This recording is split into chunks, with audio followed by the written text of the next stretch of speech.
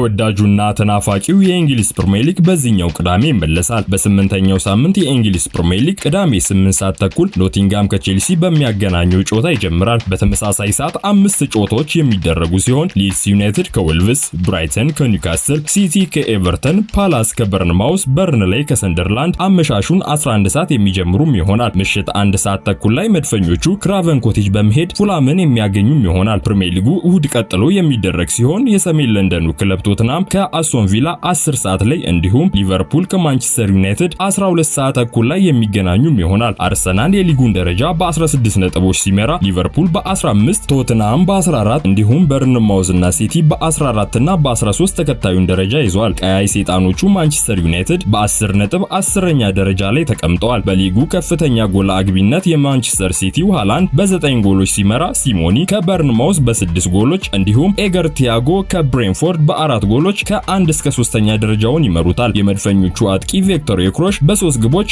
5ኛ ደረጃ ላይም ተቀምጧል።